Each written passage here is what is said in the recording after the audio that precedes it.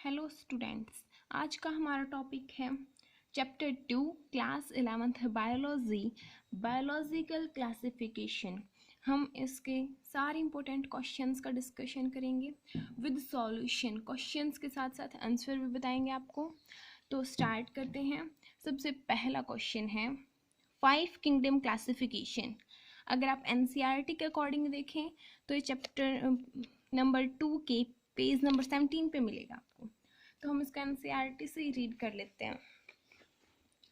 5 kingdom classification RH Whittaker ने दिया था। ये एक इम्पोर्टेंट ऑब्जेक्टिव क्वेश्चन भी है। आपके ऑब्जेक्टिव क्वेश्चन भी साथ साथ कवर हो रहे हैं। आप इसको यहाँ से रीड कर सकते हैं।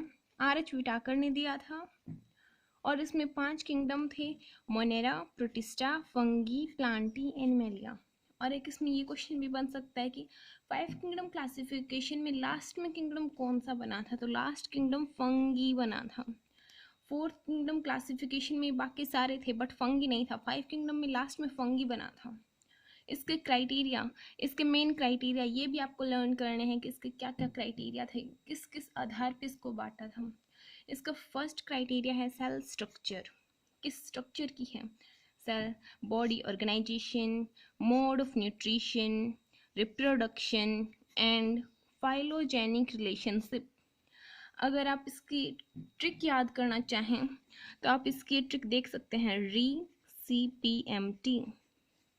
जो नीट की तैयारी कर रहे हैं क्लास 11 के साथ साथ उनको तो पता भी होगा कि पहले CPMT होती थी। तो CPMT जो दोबारा से कर रहा हो CPMT, तो इस आधार पे हम इसकी ट्रिक बना सकते हैं। जैसे कि से हो गया रिप्रोडक्शन, C से हो गया सेल स्ट्रक्चर, P से हो गया फाइलोजेनिक रिलेशनशिप, M से हो गया mode of nutrition.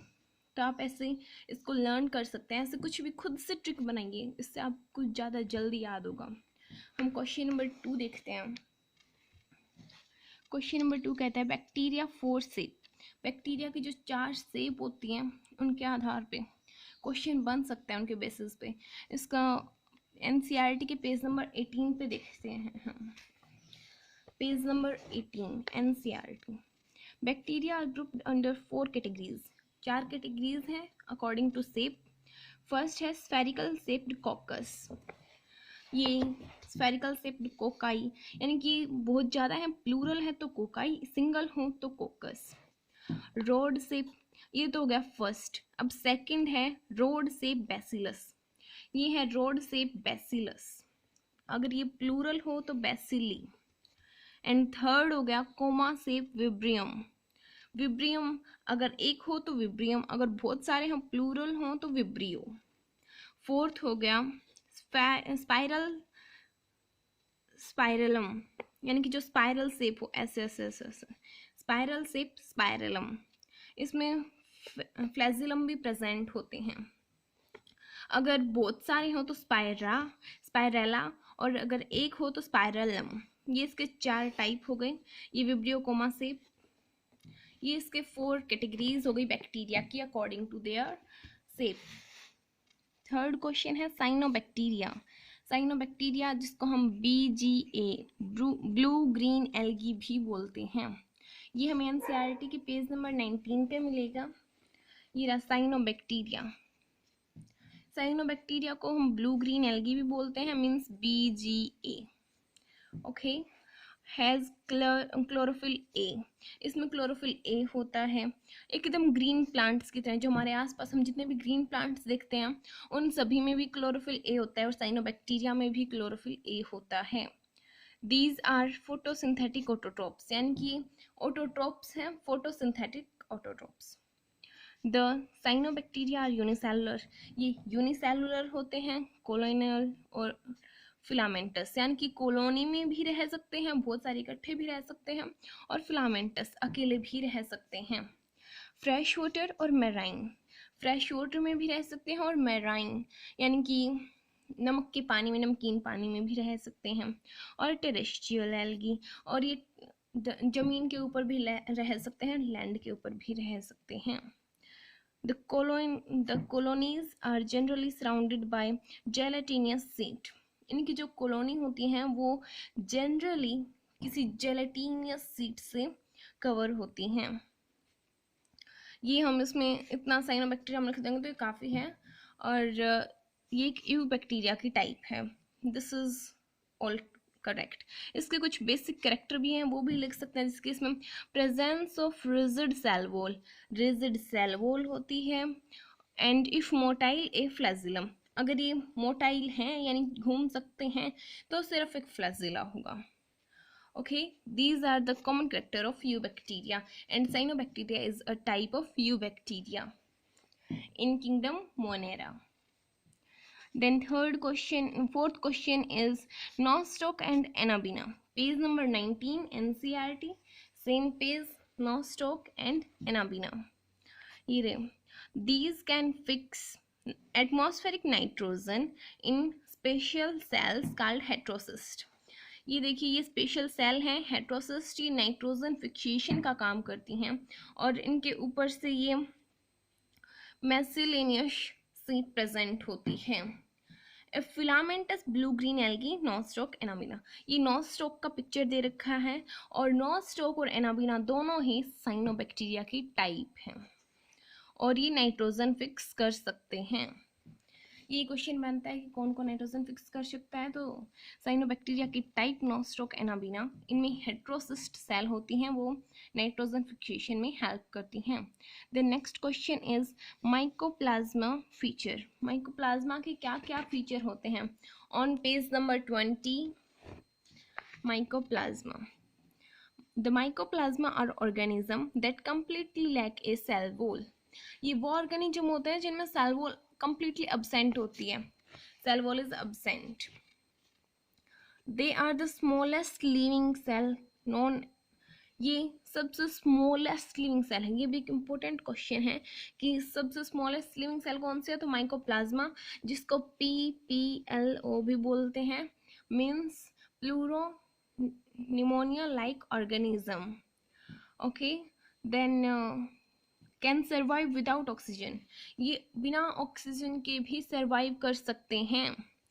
Many mycoplasma are pathogenic in animal and plant, ये बहुत सारे ये पैथोजेनिक होते हैं एनिमल एंड प्लांट में। इसके दो ही मेन पॉइंट हैं।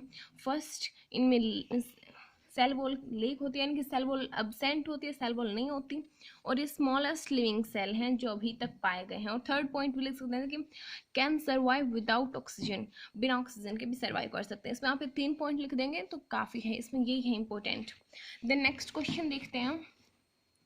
Next question is red dinoflagellate. Red dinoflagellate कौन कौन से होते हैं, और ये हमें पेज नंबर 21 पे मिलेगा।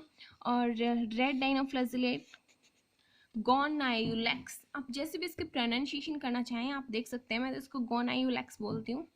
तो रेड डाइनोफ्लैजेलेट का एग्जाम्पल हो गया गोनायोफ्लेक्स, और ये यहाँ पे है रेड डाइनोफ्लैजेलेट, इसका एग्जाम्पल होगा गोनायोलेक्स। ये क्या करते हैं, इनकी क्या कैरेक्टरिस्टिक है, अंडरगो सच रैपिड मल्टीप्लिकेशन, ये कुछ ज़्यादा ही जल्दी मल्टीप्लाई कर लेते हैं, that they make the sea appear red, इतनी ज़्यादा मल्टीप्लाई कर लेते हैं कि ये जिस सी में प्रेजेंट होते हैं वो सी रेड कलर का दिखने लग जाता है, और वहाँ पे जो टाइड्स आती हैं उन्हें रेड टाइड्स बोलते हैं, क्योंकि वो रेड कलर की हो जाती हैं, क्योंकि बहुत ज़्यादा मल्टीप्लाई करके उस पूरे में फैल जाता है। और रेड डाइनोफ्लैजेलेट्स एक टॉक्सिन भी रिलीज करते हैं जिसे हम बोलते हैं सेक्सी टॉक्सिन, और इस टॉक्सिन के कारण ये बहुत सारे मराइन एनिमल्स लाइक फिशेस इनको भी किल कर सकते हैं। इसीलिए जिसमें बहुत ज़्यादा पाए जाते हैं रेड डाइनोफ्लैजेलेट गोनायोलेक्स, वहाँ पे फिशेस बहुत कम मिलती हैं। ओके, देन एक सेक्सी टॉक्सिन क्या करता है ऐसे कि वो मर जाते हैं, एक तो इसका मेन फंक्शन होता है कि ये PSP यानी पैरालिसिस कोज कर देता है एनिमल्स को। Okay, then next question, euglenoids. Euglenoids का एग्जाम्पल है euglena, page number 21 NCERT। Euglenoids, इसमें सेल वॉल एब्सेंट होती है, इसमें सेल वॉल की जगह पे पेलिकल प्रेजेंट होती है। हम देखते हैं पेलिकल क्या होती है। This is an objective question, what is pellicle. Pellicle क्या है, they have a protein rich layer called pellicle, यानी कि प्रोटीन रिच लेयर को हम पेलिकल बोलते हैं। और सेल वॉल अगर होती तो ये फ्लेक्सिबल नहीं होते, बट इनमें पेलिकल प्रेजेंट होती है, प्रोटीन की लेयर प्रेजेंट होती है, जिसके कारण ये फ्लेक्सिबल होते हैं, इनकी बॉडी फ्लेक्सिबल होती है। इनमें 2 फ्लैजिला प्रेजेंट होते हैं, 1 शॉर्ट एंड 1 लॉन्ग। एक फ्लैजिला छोटा होता है और एक फ्लैजिला बड़ा होता है। देन दो photosynthetic in the presence of sunlight, अगर सनलाइट प्रेजेंट है तो ये फोटोसिंथेसिस करेंगे, अगर एब्सेंट है तो ये हेट्रोट्रॉप बन जाते हैं। If sunlight is absent then they behave like heterotrophs by predating on other small organism. यानी कि जब सनलाइट प्रेजेंट होगी, इसमें एक इम्पोर्टेंट पॉइंट है कि जब सनलाइट प्रेजेंट होगी तब तो ये फोटोसिंथेसिस करेंगे, यूग्लिनॉइड्स, यानी कि एग्जांपल हो गया यूग्लिना। जब लाइट प्रेजेंट होगी तब फोटोसिंथेसिस, जब लाइट एब्सेंट होगी तब ये दूसरे ऑर्गेनिज्म को ईट करना स्टार्ट कर देते हैं, मीन्स हेट्रोट्रॉप्स बन जाते हैं। और pigments of euglenoids are identical to those present in higher plants, इनमें जो भी पिगमेंट प्रेजेंट होते हैं वो as it is higher plants में भी प्रेजेंट होते हैं। इसमें हम बेसिकली 3 पॉइंट लिखना चाहेंगे। एक तो इसमें पेलिकल प्रेजेंट होती है सेल वॉल की जगह पे, दूसरा इसमें फ्लैजिला एक छोटा होता है एक बड़ा होता है, तीसरा जब सनलाइट प्रेजेंट होती है तब ये फोटोसिंथेसिस करते हैं, लेकिन जब सनलाइट एब्सेंट होती है तब ये हेट्रोट्रॉपिक होते हैं। ये इसमें 3 पॉइंट लिख देंगे। अगर फोर्थ लिखना चाहें तो ये लिख सकते हैं कि इसमें जो बिग प्लांट्स हैं, हायर प्लांट्स हैं, उन्हीं की तरह हैं पिगमेंट्स प्रेजेंट होते हैं। ओके, यूग्लिनॉइड्स खत्म हो गया। अब नेक्स्ट क्वेश्चन देखते हैं, what is slime mould. Slime mould NCERT के पेज नंबर 21 पे ही है। ये ना, दीज आर स्पैरोफाइटिक प्रोटिस्ट, यानी कि ये स्पैरोफाइटिक प्रोटिस्ट होते हैं, दूसरे ऑर्गेनिज्म के ऊपर लीव करते हैं। अगर आप इसमें से अच्छे से समझ में ना आए तो फिर आप ऐसे पॉइंट्स के रूप में देख सकते हैं। मैंने यहाँ पे पॉइंट्स बना रखे हैं इसके। They have saprophytic protist, NCERT से ही बनाएंगे, सेप्रोफाइटिक प्रोटिस्ट होते हैं। इसका मतलब क्या होगा, feed on decaying twigs and leaves, जो डिके हो रहे हैं यानी कि गल सड़ रहे हैं उन लीव्स के ऊपर ईट करते हैं। Under favourable condition they form an aggregation called plasmodium, ये एक एग्रीगेशन बना लेते हैं, यानी कि इकट्ठा हो जाते हैं, और एक साथ इकट्ठा होके जब ये बना लेते हैं ग्रुप, उसको हम प्लाज्मोडियम बोलते हैं। Which produce fruiting bodies bearing spores, और इस प्लाज्मोडियम से एक इस टाइप का थैलेक्स टाइप का ग्रुप होता है जिसे हम प्लाज्मोडियम बोलते हैं, और उससे फ्रूटिंग बॉडीज अपीयर होने लग जाती हैं जिनके स्पोर्स लगते हैं, तो उसे हम प्लाज्मोडियम बोलेंगे। The cell wall of spore contain cellulose, जो स्पोर बनेंगे इसके ऊपर फ्रूटिंग बॉडीज लगेंगी, उनके ऊपर स्पोर लगेंगे, उन स्पोर्स के जो सेल वॉल होगी, cell wall of spores contain cellulose, वो सेलुलोज की बनी होगी। The spores are dispersed by air current, और स्पोर्स एयर के द्वारा एक जगह से दूसरी जगह फैलाए जाएंगे। इसके एग्जाम्पल हो गए, ये एग्जाम्पल हैं इसके। ओके, देन एनसीईआरटी से भी देख लेते हैं, सेम टू सेम यही है, बस मैंने उसमें पॉइंट्स के रूप में लिख दिया है, यही है एज इट इज़, बस इसमें एग्जाम्पल भी बता दी मैंने आपको, इसमें एग्जाम्पल नहीं दे रखे। और इसमें ये इतना इम्पोर्टेंट भी नहीं है, बट फिर भी कर लेना ये ठीक है, और ऐसे पॉइंट्स के रूप में करें तो और भी अच्छा है। आपको एक और बात बताऊं, इसमें जो प्लाज्मोडियम है, ये प्लाज्मोडियम, और एक आपने सुना होगा कि ये होता है प्लाज्मोडियम, इन दोनों में डिफरेंस क्या है। ये प्लाज्मोडियम तो है, आपने एक सुना होगा कि मलेरिया कोज करता है प्लाज्मोडियम, बैक्टीरिया प्लाज्मोडियम है वो मलेरिया कोज करता है, तो कहीं पे भी ये वाला प्लाज्मोडियम लिखा होगा ना जो मलेरिया कोज करता है, उसका पी कैपिटल होगा, बट कहीं पे इसके एग्रीगेशन को प्लाज्मोडियम कहा होगा तो हमेशा स्मॉल होगा। आप सोच रहे होगा दीदी आपने तो नोटबुक में लिख रखा है, हम कैसे माने, तो हम आपको एनसीईआरटी से दिखाते हैं। देखिए यहाँ पे एग्रीगेशन वाला प्लाज्मोडियम है तो हर जगह स्मॉल मिलेगा, बट कहीं पे अगर आपको मिले कि मलेरिया कोज करने वाला हो तो वो हमेशा कैपिटल मिलेगा, कैपिटल पी एल, यानी कि कैपिटल पी मिलेगा प्लाज्मोडियम में। तो ये एक मेन डिफरेंस है। कई बार कंफ्यूज हो जाते हैं बच्चे कि कैसे पता करें कि कौन सा प्लाज्मोडियम दिया है, तो कैपिटल और स्मॉल के बेसिस पे लर्न करें। फिर नेक्स्ट क्वेश्चन है प्रोटोजोआ 4 मेजर ग्रुप्स। प्रोटोजोआ के 4 मेजर ग्रुप कौन कौन से हैं? ये एनसीईआरटी के पेज नंबर 21 पे है, आप इसको एनसीईआरटी से भी देख लें, बट मैं इसके लिए अपने नोट्स को प्रेफर करूँगी। सबसे पहले आप इसमें इतना लिख देंगे ना, आपके 5 नंबर की जितना भी है आपका 5 नंबर को तो आपको 5 नंबर इजीली मिल जाएंगे। देखते हैं इसमें क्या कहना चाहता है ये। All protozoans are heterotrophs. इसमें मेन पॉइंट्स हैं, उनको मैं अंडरलाइन कर दूंगी। क्या होते हैं? हेट्रोट्रोप्स होते हैं। दे लिव एज प्रीडेटर और पैरासाइट, या तो प्रीडेटर के रूप में रहते हैं या पैरासाइट के रूप में रहते हैं। They are considered as primitive relative of animal. किसके रूप में कंसिडर किए जाते हैं? Consider as primitive relative of animal, क्योंकि एनिमल्स हेट्रोट्रोप हैं और ये भी हेट्रोट्रोप हैं, तो ये प्रिमिटिव रिलेटिव ऑफ एनिमल माने जाते हैं। Amoeboids move and capture food by pseudopodia, some are parasitic also. ये सूडोपोडिया के द्वारा अमीबा की तरह जो सूडोपोडिया बनते हैं उनसे अपने फूड को कैप्चर करते हैं। सम आर पैरासिटिक ऑल्सो, कुछ पैरासाइट होते हैं, दूसरे एनिमल के अंदर रहते हैं। They are considered as primitive relative of animal. Same line दोबारा लिख दी। इसके 4 टाइप्स, 4 मेजर कैटेगरीज। फर्स्ट है अमीबॉइड्स, जो अपने फूड को सूडोपोडिया के द्वारा कैप्चर करेंगे, वो अमीबॉइड होंगे। फ्लैजिलेटेड, जिनमें फ्लैजिला प्रेजेंट होंगे। These are free living parasite and have flagella, जिसमें फ्लैजिला प्रेजेंट होंगे वो फ्लैजिलेटेड होंगे। सीलिएटेड, जिसमें सीलिया प्रेजेंट होंगे वो सीलिएटेड होंगे। दीज आर एक्वेटिक, एक्वेटिक होते हैं और उनकी बॉडी के ऊपर सीलिया प्रेजेंट होते हैं मूवमेंट के लिए। देन स्पोरोजोन्स, स्पोरोजोन्स क्या होंगे? ये इनसे थोड़ा हटके हैं, इनकी तो नाम में ही पता चल रहा था कि क्या होंगे, बट इसमें देखिए include organism that have infectious spores. Sporozoans infectious spores, जिसमें इन्फेक्शियस स्पोर जैसे स्टेज बनती है, like stage in their life cycle. जिस भी ऑर्गेनिज्म की लाइफ साइकिल के अंदर इन्फेक्शियस स्पोर जैसे स्टेज बनेगी उसे हम स्पोरोजोन्स बोलेंगे। इसके एग्जाम्पल कर सकते हैं आप। ऐसे देखिए मैंने इसका एक 4 टाइप्स यहाँ पे बना रखा था कि अच्छे से याद हो जाए। इसके एग्जाम्पल लिख रखे मैंने इसमें।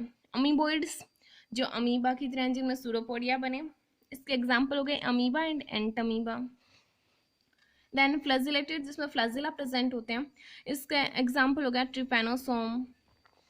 देन थर्ड सीलिएटेड, इसका एग्जाम्पल हो गया पैरामीशियम। इन सभी के डायग्राम भी दे रखे हैं एनसीईआरटी में, आप इनको देख सकते हैं।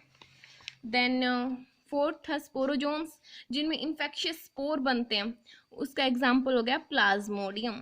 प्लाज्मोडियम यहाँ पे बड़ा पी आएगा, ये मैं आपको एनसीईआरटी में दिखा देती हूँ। जैसे कि मैंने आपको बताया था कि कैपिटल पी है, इसका मतलब मलेरिया कोज करने वाला है, और स्मॉल पी है मीन्स स्लाइम मोल्ड की एग्रीगेशन है। जैसे कि इसका, हाँ देखिए ये कैपिटल पी लिख रखा है। कैपिटल पी क्यों? क्योंकि मलेरिया कोज करने वाला है, बैक्टीरिया है। ओके, अब तो आपको क्लियर हो गया होगा। Then next question, fungi sexual life cycle. Fungi की लाइफ साइकिल में कौन कौन सा स्टेप्स होते हैं वो हम देखेंगे। ये पेज नंबर 23 पे प्रेजेंट है एनसीईआरटी के। Sexual life cycle involve the 3 steps. इसमें आप ये 3 स्टेप्स लिख देना तो भी आपको फुल नंबर मिल जाएंगे। देखिए क्या क्या कहता है। Sexual cycle involve 3 steps. 3 step कौन कौन से हैं? फर्स्ट स्टेप है प्लाज्मोगैमी। प्लाज्मोगैमी में क्या होता है? Fusion of protoplasm between 2 motile और non motile gametes called plasmogamy. या तो दोनों ही मोटाइल गैमेट होंगे, यानी कि दोनों ही चलने वाले गैमेट होंगे, या दोनों ही नॉन मोटाइल यानी कि ना चलने वाले गैमेट होंगे। दोनों एक जैसे होंगे, और जब उनके फ्यूजन होगा उनके प्रोटोप्लाज्म का, जैसे ये एक है ये दूसरा है, इनका न्यूक्लियस है, सिर्फ प्रोटोप्लाज्म फ्यूज कर गया तो उसे हम बोलेंगे प्लाज्मोगैमी, यानी कि प्लाज्मा मिक्स हो गया तो प्लाज्मोगैमी। फिर सेकंड पॉइंट है fusion of 2 nuclei called karyogamy. जब 2 न्यूक्लियस फ्यूज कर जाएंगे तो कैरियोगैमी। अब इनका साइटोप्लाज्म मिक्स कर गया तो उसमें, यानी कि साइटोप्लाज्म को हम प्रोटोप्लाज्म भी बोल देते हैं, तो जब प्रोटोप्लाज्म मिक्स कर गया यानी प्लाज्मोगैमी हो गई तो ये सेल ऐसी दिखेगी, एक सेल 2 न्यूक्लियस। और जब ये दोनों न्यूक्लियस भी आपस में फ्यूज कर जाएंगे तो उसे हम बोलेंगे कैरियोगैमी, यानी दोनों न्यूक्लियस भी फ्यूज कर गए। देन थर्ड स्टेप में क्या होगा, meiosis in zygote result in haploid spore, यानी कि इन दोनों के मिक्स होने से फिर एक सेल में एक न्यूक्लियस बचेगा। अब ये बना है, ये इसे हम बोलेंगे जाइगोट। इस जाइगोट में जब मियोसिस होगा तो फिर हैप्लॉइड स्पोर बनेंगे। जाइगोट से यहाँ पे क्या बनेंगे, स्पोर। तो इसके 3 स्टेप थे इसकी लाइफ साइकिल के। देन नेक्स्ट क्वेश्चन देखते हैं हम। नेक्स्ट क्वेश्चन क्या कहते हैं, कैरेक्टरिस्टिक ऑफ ड्यूटेरोमाइसिटीज। ड्यूटेरोमाइसिटीज का क्या कैरेक्टरिस्टिक है, पेज नंबर 24 पे एनसीईआरटी के देखिए, deuteromycetes, this is a type of fungi, kingdom fungi की एक टाइप है ड्यूटेरोमाइसिटीज। इसके एग्जाम्पल और इसके फीचर्स सब कुछ देखते हैं हम। इसको कंप्लीट पैराग्राफ रीड करेंगे, पेज नंबर 24। इसमें अंडरलाइन कर रखे ना आप, वो भी अपनी एनसीईआरटी की बुक में अंडरलाइन करेंगे, वो पढ़ लेंगे ना, वो भी काफ़ी है। इसको हम दूसरा नाम देते हैं इम्परफेक्ट फंगी। इसका दूसरा नाम क्या है, इम्परफेक्ट फंगी। इसको इम्परफेक्ट फंगी क्यों बोलते हैं, क्योंकि इसमें जितने भी फंगी प्रेजेंट है ना, उनमें से हमें किसी की भी सेक्सुअल लाइफ साइकिल का पता नहीं है। सिर्फ हम ओनली द एसेक्सुअल और vegetative phase of the fungi is known, यानी कि जिसके हमें एसेक्सुअल या फिर वेजिटेटिव फेज पता है, चाहे उसकी सेक्सुअल फॉर्म प्रेजेंट हो चाहे ना हो, लेकिन हमें केवल एसेक्सुअल का ही पता है, तो फिर हम उसको ड्यूटेरोमाइसिटीज में रख देते हैं। Once perfect sexual stage of the mammal Deuteromycetes were discovered, जैसे कि अगर कोई फंगी ड्यूटेरोमाइसिटीज में है और उसकी सेक्सुअल लाइफ साइकिल का हमें पता चल जाता है, तो फिर वो मूव हो जाते हैं, यानी कि उनको एस्कोमाइसिटीज या और बेसिडोमाइसिटीज, जो इसके दूसरी फेजेस हैं, दूसरे पार्ट्स हैं फंगी के, उनमें भेज दिया जाता है, यानी कि जिसके सेक्सुअल लाइफ साइकिल का पता चला और ड्यूटेरोमाइसिटीज से गया वो। क्योंकि ड्यूटेरोमाइसिटीज का मेन फंक्शन ही क्या है, इसमें कौन कौन से प्रेजेंट होते हैं, इसमें वो प्रेजेंट होते हैं जिसका सेक्सुअल लाइफ साइकिल हमें नहीं पता, लेकिन अगर हमें पता चल गया तो फिर वो इस किंगडम में नहीं, इस क्लास में नहीं रह सकते फिर। Only by asexual spore known as conidia. Conidia क्या होता है, ये भी क्वेश्चन बन सकता है, define conidia, what is conidia. तो जो ड्यूटेरोमाइसिटीज फंगी में एसेक्सुअल स्पोर होते हैं उन्हें कोनेडिया बोलते हैं, और ड्यूटेरोमाइसिटीज में mycelium is septate. Mycelium septate होता है, माइसीलियम यानी कि जो ऐसे हाइफे से मिलके बनता है माइसीलियम, ये सेप्टेट होता है, बीच बीच में इसके सेप्टा प्रेजेंट होते हैं, ऐसे ब्लॉक कर दिया इसको, ऐसा ब्रांच्ड, ऐसे ब्रांच होता है, जैसे मैंने इसमें ब्रांचिंग किया है, ऐसे ब्रांच्ड होता है और सेप्टेट होता है। और कुछ इसमें डिकम्पोजर प्रेजेंट होते हैं, कुछ पैरासाइट प्रेजेंट होते हैं, कुछ सेप्रोफाइट प्रेजेंट होते हैं, और इसका एग्जाम्पल है ये।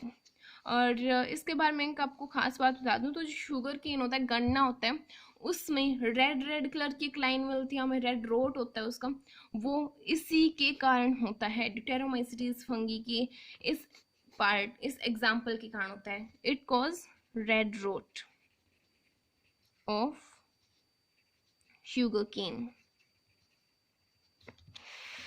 देन नेक्स्ट क्वेश्चन देखते हैं, वायरॉइड्स। ये पेज नंबर 27 पे प्रेजेंट है, और ये यहाँ पे ये चैप्टर 1 के इम्पोर्टेंट क्वेश्चन हैं। ये इनकी मैंने एक और वीडियो बना रखी है, आप चाहें तो हमारे चैनल पे जाके देख सकते हैं, इसकी वीडियो प्रेजेंट है, चैप्टर 1 की इम्पोर्टेंट क्वेश्चन की विद सॉल्यूशन, जैसे मैंने आपको इसमें एनसीईआरटी में एक्सप्लेन किया है वैसे एनसीईआरटी में एक्सप्लेन कर रखा है वहाँ पे भी मैंने। अब नेक्स्ट क्वेश्चन क्या था, वायरॉइड्स। वायरॉइड्स ये क्या होते हैं, वायरस विदाउट कैप्सिड, यानी कि इसका जो बाहर वाला कोट होता है, ये कोट, इसको हम कैप्सिड बोलते हैं, इस कैप्सिड के बिना वायरस, उसे हम बोलेंगे वायरॉइड्स। इन 1971 टीओ डायनियर ने 1971 में एक ऐसा वायरस डिस्कवर किया, जो एक ऐसा इन्फेक्शियस एजेंट डिस्कवर किया जो कि वायरस से भी छोटा था, ऐसा इन्फेक्शियस एजेंट डिस्कवर किया जो potato spindle tuber disease cause करता है। ये भी एक इम्पोर्टेंट है कि वायरॉइड क्या कोज करता है, पोटैटो स्पिंडल ट्यूबर डिजीज। और इसमें आरएनए फ्री प्रेजेंट होता है। इसमें प्रोटीन कोट मीन्स कैप्सिड, आप इतना याद रख लेंगे तो भी काफ़ी है। कैप्सिड क्या है? प्रोटीन कोट अब्सेंट होता है, केवल आरएनए प्रेजेंट होता है। इसमें होता क्या है सबसे पहले वो पता होना चाहिए। वायरस में क्या क्या होता है? वायरस में क्या होता है? अंदर एक आरएनए और बाहर से protein coat called capsid. Okay, then इस वायरोइड में देखें हम तो कैप्सिड तो एब्सेंट है, हमने कहा वायरस विदाउट कैप्सिड एब्सेंट है मीन्स क्या है? आरएनए फ्री आरएनए प्रेजेंट है और प्रोटीन कोट एब्सेंट है, तो हम उसे वायरोइड बोल देंगे। इतना लिख देंगे तो भी काफ़ी है। और वायरोइड का वेट वायरस से कम है। Absolutely this correct. अगर कैप्सिड एक पार्ट खत्म हो गया, एक ही बचा, तो वेट तो कम होगा ही। देन नेक्स्ट क्वेश्चन देखते हैं हम, लाइकन्स। पेज नंबर 27, एनसीईआरटी के पेज नंबर 27 पे प्रेजेंट है लाइकन्स। इसी पेज पे एक ये पायरोन्स भी देख लेना। पायरोन, इसको हम बोलते हैं वायरस विदाउट जेनेटिक मटेरियल, यानी कि पायरोन पी से क्या है? प्रोटीन कोट, और पी से ही क्या है? पायरोन, यानी कि पायरोन में सिर्फ प्रोटीन कोट प्रेजेंट होता है। अंदर का आरएनए डीएनए कुछ प्रेजेंट नहीं होता, सिर्फ प्रोटीन कोट प्रेजेंट होता है। इसके एग्जाम्पल देखें तो ये mad cow disease and CJD, ये आप इनके एग्जाम्पल देख सकते हैं। ये इतना इंपॉर्टेंट नहीं। हम क्या देख रहे थे? लाइकन देख रहे थे। लाइकन क्या होता है? This is a symbiotic association. Symbiotic association क्या होता है? इसमें दोनों का फायदा हो, जो भी दो ऑर्गेनिज्म आपस में एक साथ रहेंगे उन दोनों का फायदा हो। किस किस के बीच में एसोसिएशन है? Between fungi and algae. Algae और फंगी जब दोनों एक साथ रहने लग जाते हैं तो उसे हम बोलते हैं लाइकन। जो एल्गी का पार्ट होता है उसे हम बोलते हैं फाइकोडोंट, और जब फंगी का पार्ट होता है उसे बोलते हैं माइकोडोंट। एफएम आपने सुना है ना, एफएम रेडियो, तो वैसे ही फंगी माइकोडोंट, ऐसे याद रख लेना, इसको जल्दी याद होगा। इसमें आप इतना लिख देंगे तो भी काफ़ी है। और बाकी आपको पता ही होगा कि जो एल्गी है वो फोटोसिंथेसिस कर सकती है। एल्गी फोटोसिंथेसिस करके फूड फंगी को देगी और फंगी वाटर अब्जॉर्व करके एल्गी को देगी। आप इसमें इतना लिख सकते हैं, और इतना लिख देंगे तो भी काफ़ी है। थोड़ा बहुत एक्सप्लेन कर देना कि फूड एल्गी बना सकती है, एल्गी फंगी को फूड देगी, फंगी एल्गी को वाटर देगी। बस आज के वीडियो में इतना ही। इतने इंपॉर्टेंट क्वेश्चंस आप कर लेंगे ना, इम्पोर्टेंट पूरे चैप्टर में जितना भी हो सकता है हमने उतना अच्छे से ढूंढ के लिए आपके लिए निकाला है। आप इतना कर लेंगे ना तो भी काफ़ी है। आपको इतना ही करना है, मैं तो यूँ कहूँगी कि इतना कर लेंगे ना तो आपको चैप्टर पढ़ने की ज़रूरत ही नहीं है। आप हमारे चैनल को सब्सक्राइब कर दो प्लीज़, क्योंकि मैं आपके लिए मेहनत कर रही हूँ और मैं हर एक चैप्टर की वीडियो बनाने वाली हूँ। अभी मैंने चैप्टर 1 की ये वाली वीडियो बना दी है, आप इसे भी देख सकते हैं हमारे चैनल के ऊपर। और ये चैप्टर 2 की भी बना दी है, 3 की भी बनाऊँगी, सारी बनाऊँगी। प्लीज़ आप हमारे चैनल को सब्सक्राइब करें और हमारी वीडियो को लाइक कर दें प्लीज़। हमें मोटिवेशन मिलता है थोड़ा बहुत, हमने न्यू चैनल स्टार्ट किया है तो फिर हम चाहते हैं कि कुछ हमें सपोर्ट मिले, तभी हम इसको आगे बढ़ा पाएंगे, वरना हमें बीच में रोकना पड़ सकता है। Sorry please. Thank you for watching our video.